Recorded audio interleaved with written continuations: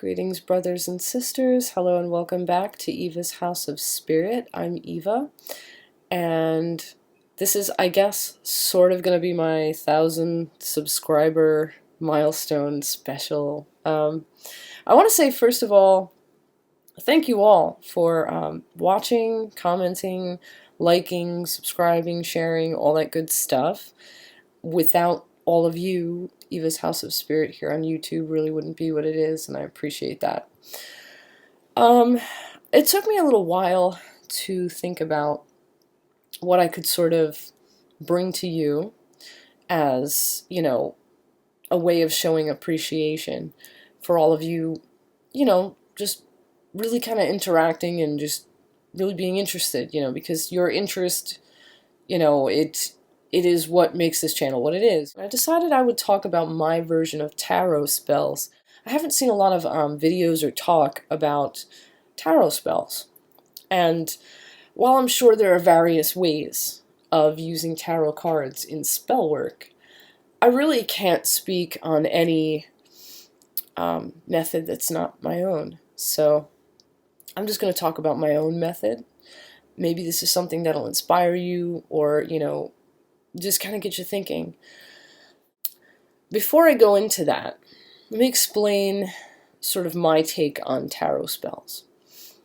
My take on tarot spells is that basically, instead of visualizing like in your head a focus of intention, instead of picturing something you want to manifest, you're basically, in my method, you're using tarot cards to illustrate a desired result or a desired reality. It works kind of like the concepts of affirmation and vision boarding sort of mixed together. Basically, I would describe it as you're creating a psychological trigger. You're triggering your psyche to sort of gather and build your magical intention and put that out into the universe. Very much like the whole idea of The Secret, but The Secret, that whole, law of attraction, that wasn't really like new when they came out with that. This is something that people have just been doing, like people in general, many people, various people, for a long, long time. I guess it's honestly the whole Secret and law of attraction and all that kind of stuff. It's really, from my view, it's really sort of the concept behind magic. This is something that I started doing years ago when I was like a teenager, when I was kind of first starting out, learning, studying, whatever. And, in my early days, I don't even remember what sort of brought me to doing my method of tarot working, of tarot spells.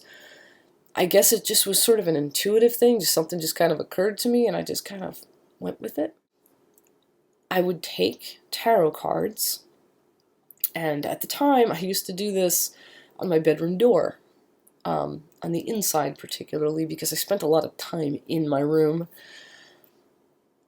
I would go through the deck, and depending what I wanted, to happen in my life, I would select cards that would sort of illustrate what I wanted to happen.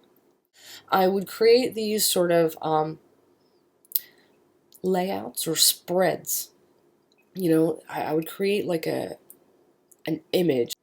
Every day when I woke up, I'd be looking at it because, you gotta leave and enter your room, and you're spending time in that space, and it's right there, very apparent, very in your face. And, when I would look at the cards, it would make, automatically I would think about what I was seeking to achieve, seeking to bring about. And I found, strangely, that doing this, things would start to happen and change. A lot of times, I would say probably the majority of times when I did this, things happened the way I wanted to, but a few times they didn't. In my early days, I guess I didn't have as strong of a connection or feel with the cards that I was using, or maybe I wasn't as conscious of symbolism and things like that. So sometimes I would select cards that at face value would like, oh yeah, you know. And then things would sometimes happen that I didn't intend to happen or weren't quite what I was looking for. And then later I would look at my layout again and I'd go, oh shit. You know what I mean? And I would realize things later. So I will say, if you're going to do something like this, you may want to kind of like really look into, you know, the cards, you know, though I'm not one for book meanings, you may want to peek at the book meanings and really like feel out the cards, meditate with them, like look at the symbolism, study the symbolism, like really get into the cards you're going to select and be sure like that's the card that really feels the most appropriate before you go and set that in your, you know, in your layout, in your visual layout. Yeah, so you want to select cards, ideally from a deck that you have a connection with. When I speak of having a connection with a deck, it should be a deck of cards that you love the imagery, the artwork on it. You feel drawn to that deck. Maybe it's one you use a lot. A lot of times when I acquire a tarot deck, I will spend a lot of time with it. I mean, even putting it under my pillow when I sleep at night. I would suggest, you know, maybe having it around you a lot so that it kind of, its energies and the energies of your subtle bodies sort of intermingle. I find that that can create like a connection, a bond, and also just using it, you know, to do readings and to just, you know, do various work. The more you work with it in whatever way, whether it's for divination or spell work, I feel that your bond will become stronger. You don't have to, I don't believe in the whole rule of like someone has to buy it for you. No, you can buy it for yourself, because I've bought plenty of decks for myself that have been spot on accurate every time I've done a reading, that have worked wonderfully for me in tarot spells, in my method of doing tarot spells, you know, and so on and so forth. Like, I felt great connections with the decks that I bought. You don't have to have somebody gift it to you. I feel personally that that's like a big like myth, you know, that, oh God, you can't buy your own deck. I don't know where that might have started, but I don't believe in that. So you have a deck that you have a connection with, and you've got this intention in mind, and you've selected your cards. You're going to put it up in a very, in a place you're going to see a lot, or a place you're going to spend a lot of time in. That could be anywhere, you know, wherever you spend a significant amount of your time. I would say put it up in a very prominent place. Again, if you don't want to use let's say you have a deck like this, and you don't want to use your actual cards, you can scan them, you can use pictures of the cards. So yes, you create your visual layout. And what you do is every day, I think it's good if it's sort of the same time of day, whether it's like first thing in the morning, or whether it's maybe like before you go to bed, or like whatever time is convenient for you. It doesn't have to be like an exact hour, an exact minute. It can be something like a planetary hour, but it doesn't have to be. It can be like a generalized time of day, but you want to sort of have like a sort of same-ish time of day every day, and you want to devote maybe about a rough same-ish amount of time, like say if you're going to say roughly 10 minutes, or maybe roughly 5 minutes, or whatever, roughly 2 minutes, whatever it is, every day around the same time for about the same length of time. You do want to take a moment to really look at your layout and really focus on it, you know, and just think about what it is that you are manifesting. You can do this every day. You can do this indefinitely, for as long as you want, until you see results. And you can even, after you've seen results, you can continue to leave it up if you want to. Or maybe you can elaborate and add cards, you know, whatever. And you can do other magical work in conjunction with your layout. It can be a candle that, you know, you light for a certain period of time while you focus, if you're doing candle work in conjunction with it. You know, you burn your candle as you're putting your intention into the candle, looking at your layout, focusing on it. You know, you can even, if you wanted to, you could look at your layout and then close your eyes and then visualize in your mind, or feel, you know, in your emotional self, in your emotional state of being, your emotional place. You know, you can place yourself in that reality. Like, and that's another thing I want to mention.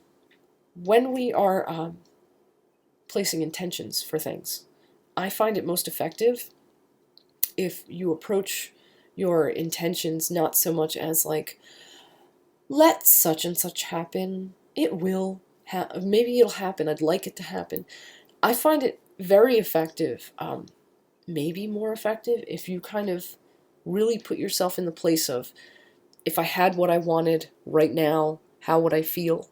You know what I mean? Like, if you're looking, let's say, for happiness, when you're working your candle, or when you're meditating, or when you're focusing on your tarot layout that you've put up, or whatever it is that you're doing, whether you decide to drum and like really focus on the image, or whether you decide to burn incense, or whether, maybe a stick of incense, maybe you'll say to yourself, for as long as it takes for that stick to burn, I'm going to focus on this. Whatever it is you do, whatever magical methods you combine with your visualization in front of you that you're like really getting into and putting emotion into, whatever it is that you do,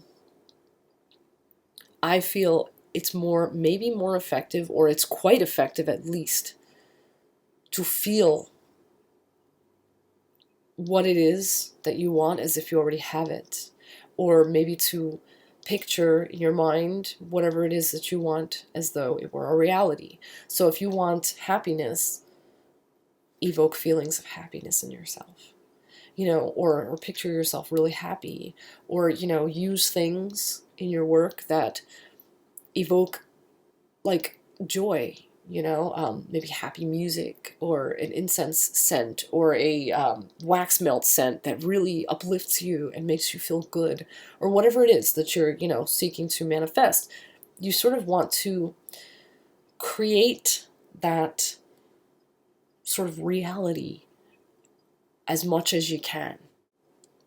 Bring about the energy of what you are seeking to manifest. You want to set aside time every day as you take that allotted time you've given yourself at whatever time of day is most convenient for you. You want to take time to acknowledge the reality you want to manifest.